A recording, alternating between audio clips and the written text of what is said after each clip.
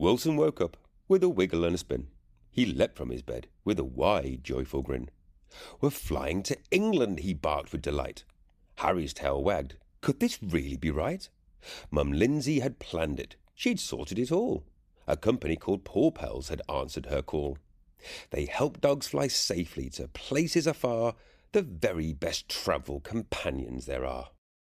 "Paw Pals have sorted you both," Lyndsey cried, "with snacks and soft blankets for the whole of the ride. So comfy and happy from take-off to land," said Lyndsey, with tickets held right in her hand. They packed up their bags with their favourite things, a ball and a blanket and Wilson's toy rings. Harry just grabbed his big Ted and held tight as Lyndsey packed everything, ready for flight.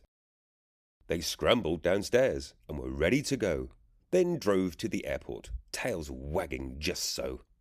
The airport hummed with a bustle and a buzz, and Wilson braced Harry. That's just what he does.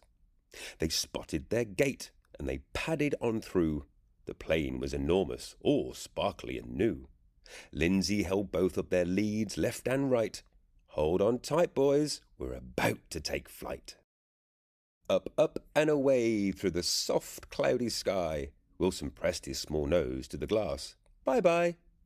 The world fell away, and the ground looked so small. Harry was snoring, the loudest of all.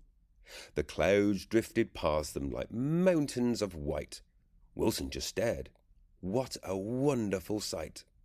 Lyndsey held both of them close to her side, her two little boys on their very first ride. They landed in England with a bump and a roll. The green of the fields filled up Wilson's whole soul. And there stood their host with the biggest of smiles, Louise, who had driven through countryside miles. "You're here," she cried out, with a jump and a cheer, as Lyndsey rushed forward to someone so dear. "Oh, who are these handsome young fellows?" she cried. Wilson stood tall as his chest puffed with pride.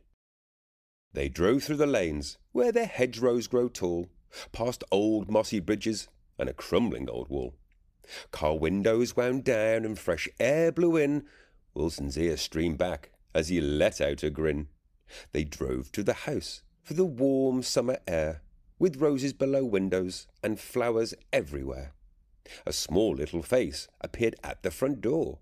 Two bright little eyes, then two paws, then two more.